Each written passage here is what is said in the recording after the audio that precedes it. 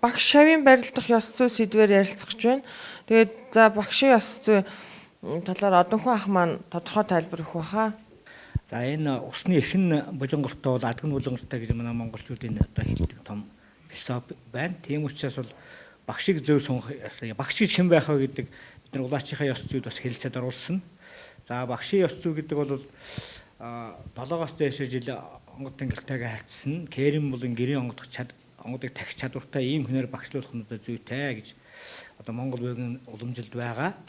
Хоёрдугаарт бол багш бол шавьигаа бол төрсөн үр мэтэй хайрлаж, шавьигаа бол альваа эрсдлээс одоо хамгаалж тэр бананы онгод гэж одоо босгож шавья хамгаалдаг, шавь нь бол бас багшигаа хамгаалдаг юм ёсцыг бөөгийн уламжилд байдаг. Мөн багш бол өөрийнхөө сонирхолд хөтлөгдөн тэр онгод тэнгэрийн заасан одоо тооноос илүү шавь одоо хэтрүүлэн татахыг бол одоо онгод тэнгэр хоригддаг. Ер нь тэр манжигны тооноос илүү онгод тэнгэр татахгүй зүгээр миний ёсонд байдаг. Бусад одоо зан үйлд хэд шавь татахыг энэ тэр онгод тэнгэрийн заасан тоо хэмжээс хэтрүүлэн ямар нэгэн одоо сэтгэлээр шавь хэтрүүлэн татчих болдгоо л гэдэг одоо нарийн том Монгол үеийн уламжил байдаг гэдэл хатуу. Ийм асуудлууд бас их байдаг л да. Багш бөөн одоо шавийнхаа онгодыг булаагаад авчлаа. Тэгээд өөрт нь одоо тийрэнхий залчлаа гэдэг энэ асуудал бас их өндөгдөд тавигддаг юм аа.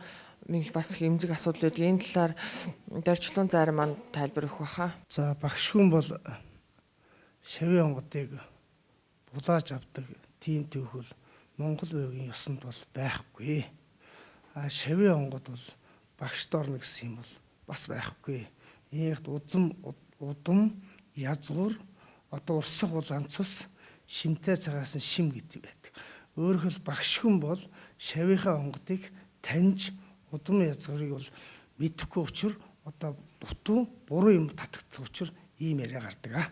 Нэг айлаас 2 3 улаач болоод эхлээд нэг улаач болсон байж байгаа л 2 жилийн дараа тэрний онгод нь буухай байлаа гэж өсөрж байна. Онгод өсрээ дэгдээд буугаад байна гэдэг ийм асуудал гардаг л да. Тэгээд тэр онгод өсрээл нэг улаачаа голоо дахиад нэг улаачд өсөрж буугаад тэгэл тэрнээсээ гараад өсөрж буугаад энийг одоо ойлгохдоо бол яг тэр багшилж байгаа багш нь тэр шавь болж байгаа тэнгэрийн тамхтаа улаач олоогүйгээс болоод л нэг ийм асуудал гараад байна гэж ойлгож болох юм байна тийм ээ. Багш нь шавийг сонгохдоо шунаг сэтгэлээр одоо олон хүн зав зүдэрхээрээ багштай ирнэ. Тэгээд шавийг сонгохдоо эд мөнгөний хараад их мөнгөтэй боломжтойг нь түрүү шавьаар аваад ядарсан зүдэрсэн тэнгэрийн тамхтай байлаж өргөл барьц авч чадахгүй болохоор багштай болж чадахгүй нэ гэдэг ийм асуудлуудаас студид ирдэг л дээ. Энэ талаар отгон маань тайлбар өгөөч. Багш боо шавийг сонгохдоо шунаг сэтгэлээр бөө болгож болохгүй. Зэрэг дэв хөрөнгөчнээ харж болохгүй. Тэр одоо баян ядуу гэж ялгаж тэгж сонгож шалгаруулж болохгүй. Тэрнийг ерөнхийдөө багш шавийг сонгохдоо өөртөө ээлтэй ивэлжилтэй нэг удам өгсааны тийм дарамт шахалт байхгүй.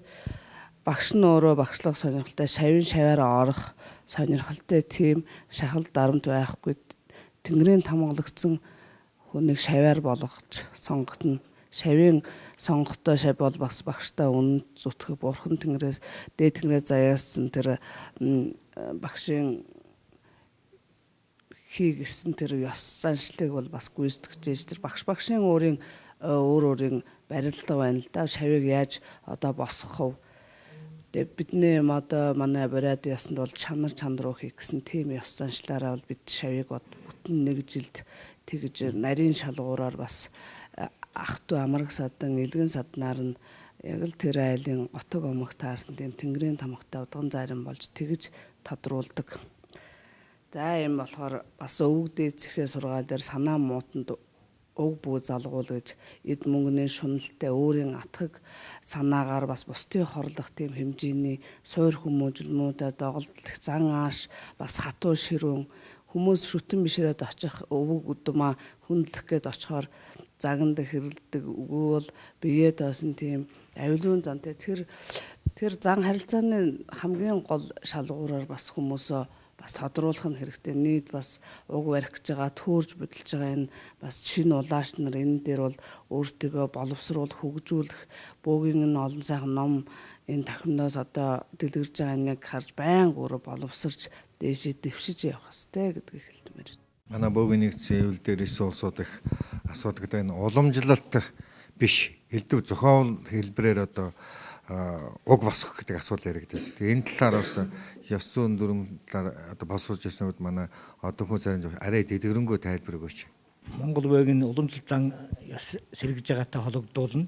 Сайн юмны хажуугаараа саар юм гэж байдаг. За энэ уламжлалт зан үйлдэлд тулгуурлахгүйгээр шавь татах, багш шавийн барилдлага барих, цаашид одоо бөөгийн зан үйлийг одоо өргөжүүлэх явдал одоо байгаа нь төлийн үнэн. Энийг одоо манай тэнгэр үзэлтэй зон олонч биднэрт хэлж байгаа.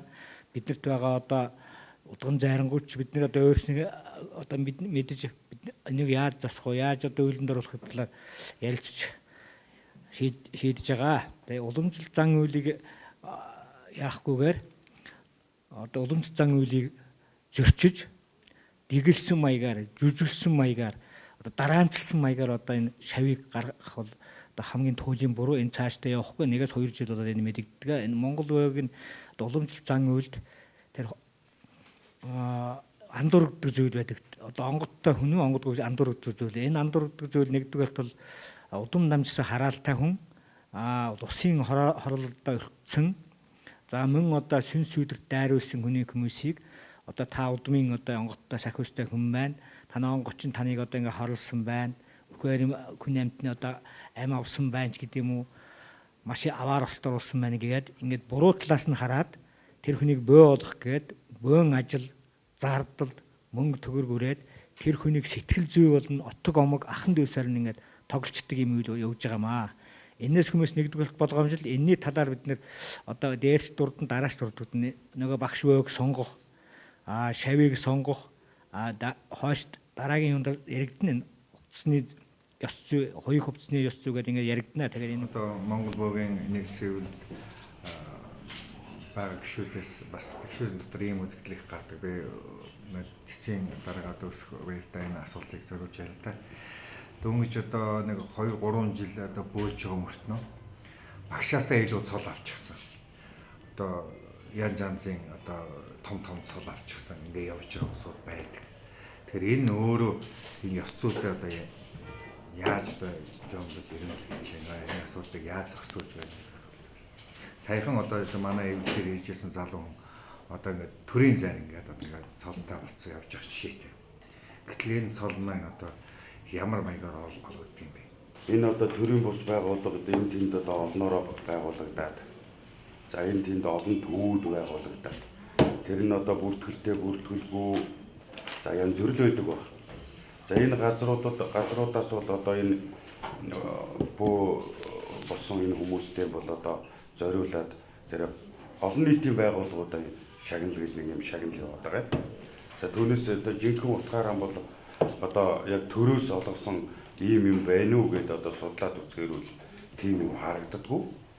За тэр олон нийтийн байгууллага нь болоод тэрхээр төрийн зайрч гэдэг юм уу юу ч гэдгийг одоо их удмын их зайрч гэдэг юм уу ийм юм өгөөд ингэж байх шиг байгаа.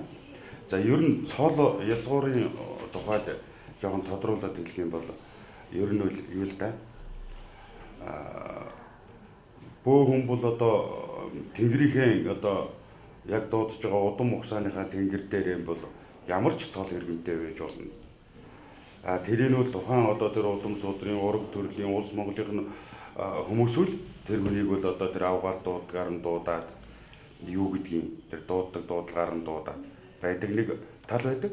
Нөгөө талаасаа бол одоо жишээ нь манай Монголын бөөгийн нэгдсэн хэвлэл дээр үл одоо бид нар ярилцаад бас цол олгох тухай ярилцаад тухайн хүнийх нь одоо хэдэн жил бөөссөн, ямар зан үйл бүтээсэн, ямар одоо үйлийг бүтээгээд гавьяа байгуулсан.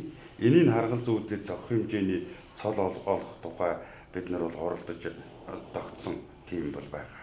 Монголын бөөгийн нэгдсэн хэвлэлийн цолыг олгохдоо бол багш бөөгийн тодорхойлт буюу төвийн тодорхойлт мөн одоо тухайн хүний одоо анкетыг судалсан мөн шаардлагатай хүч үзүүл одоо комисс гарч тэр хүний одоо ур авьяас хийж үзэх хүртэл одоо тийм асуудлаар шалгаруулж тэр цолгоох хэрэгтэй. Нэг